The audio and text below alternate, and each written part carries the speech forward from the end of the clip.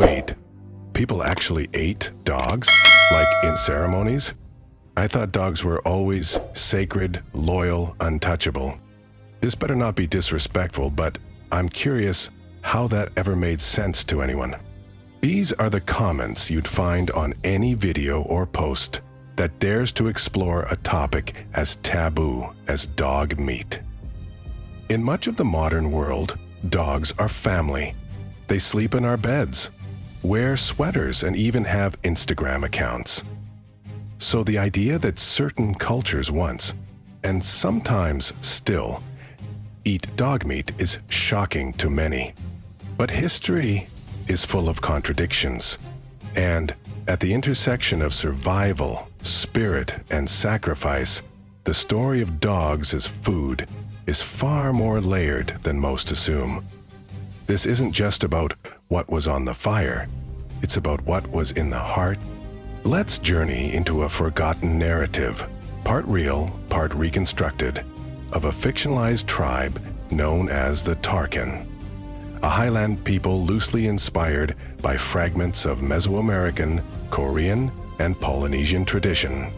To the Tarkan, the dog was not merely food, it was a companion in life, a guide in death, and a bridge between the physical and spiritual worlds. The Turkana believed that all beings were born with a shadow twin, an animal spirit bound to their soul. For many, that twin was a dog, a kuna. These dogs were raised alongside children, trained not just to hunt but to guard dreams. They were part of the family, yet always known to be temporary. Their death, when it came, was not an accident. It was a rite. Every third winter, as part of the Feast of Returning, a chosen kuna would be honored in a ritual known as the Path Beneath the Tail. This was no casual meal. It was a sacred journey, one that required fasting, weeping, song, and sacrifice. The belief was that by consuming the flesh of a loyal companion in ceremony, the spirit of the dog would fuse with the body of the human and guide them through the next phase of life. The ritual began with days of preparation. The chosen dog was not captured, but invited. It would be fed by hand, sung to nightly, and given a garland of red threads. If the dog stayed, if it chose not to run, it was considered willing. No metal touched the dog. Its fur was cleaned with ash and water. Its eyes were covered with a leaf of the rattan tree, symbolic of peace and blindness to pain. The killing itself was silent. A pressure on the throat, a whisper, a thank you. Its body was then wrapped in linen and left beneath moonlight while the elders chanted. One second night, the fire was lit, not for heat, but for memory. The dog was placed into a pit oven with wild herbs, fermented yam paste, and bitter plum. The steam was believed to carry the dog's soul upward. When served, the meat was not devoured, it was touched to the lips, shared in silence, and always followed by a story, a memory of that dog, a moment of loyalty, a time it warned of a snake or brought back a lost child. Each bite became a eulogy. Outsiders saw only the end. They called the Tarkan barbaric.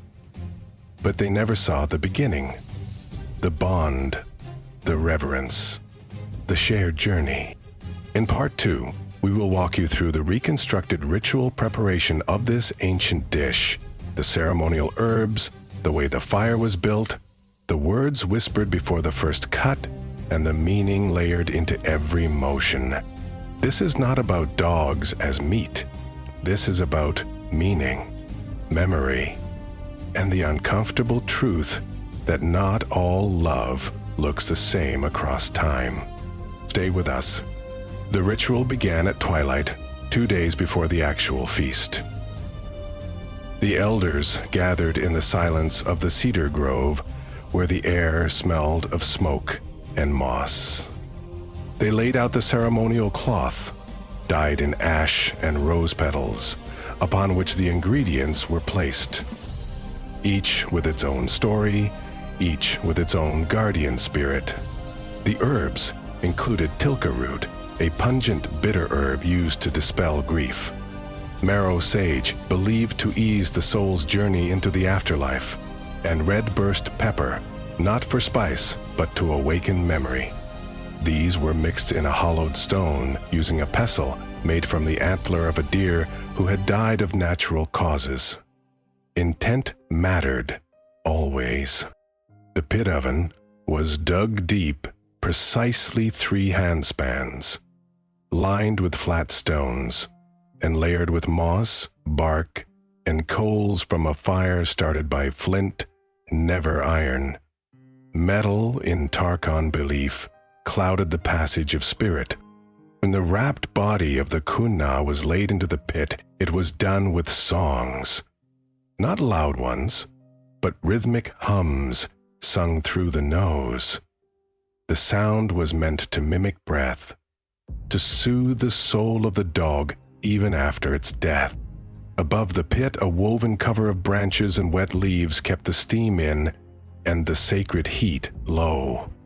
The elders sat nearby, each with a small bowl of ash to mark their foreheads in silent mourning. No one slept that night. They waited. They remembered. When dawn came, the pit was uncovered.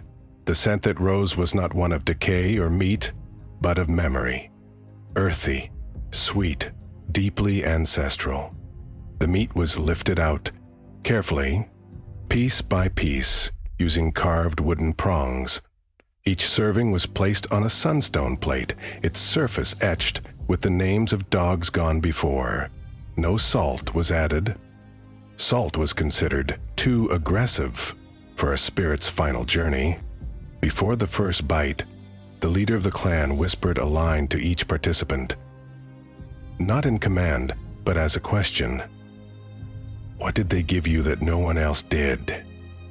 Each person answered, aloud, before touching food to their lips.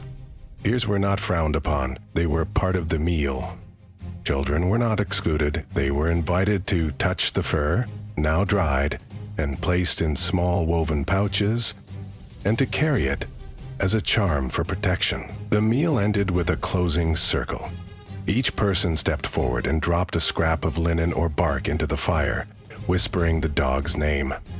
The smoke, it was said, carried the names upward, so they could be remembered in storms. In the days that followed, no dogs were allowed to sleep outdoors. It was believed that spirits returning might mistake the living for the honored and accidentally carry them away. This is how the Tarkhan gave thanks, not through words, but through motion, through fire, through silence, through memory, eaten slowly. Because for them, the Kunna was not just a companion, it was a mirror. And to eat from the mirror meant seeing the truth of loyalty, mortality, and the shape of grief made edible. This is not a tale of savagery. It is a tale of mourning so deep, it had to be swallowed to be carried. Not all goodbyes are spoken. Omar tasted.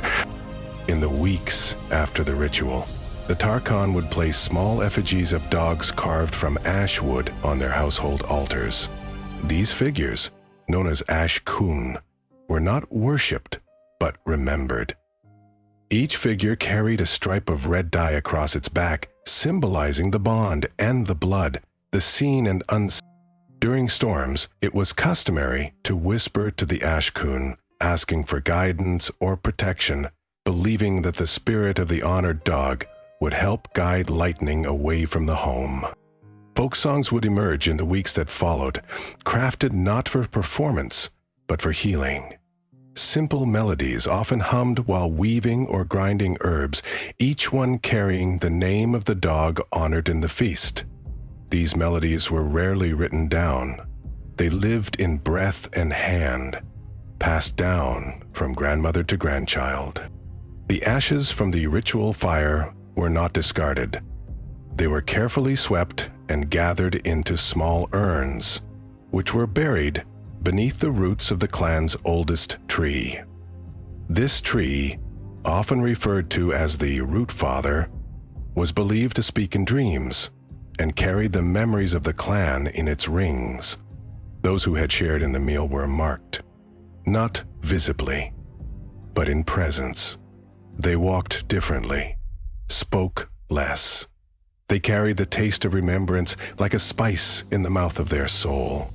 When travelers came and asked about the ritual, the Tarkan never denied it, but they never explained it fully either. To know it, they would say, is to live with a ghost that teaches you to be still. There was no calendar for the next feast. The next Gunna would choose the time by its own will. It would begin to walk slower, to sleep beneath the stars, to howl, not bark. Then when it did, the clan would begin again. The gathering, the fasting, the silence, the fire. Because for the Tarkan, love was not something to cage, it was something to carry, even into the body, even into the earth.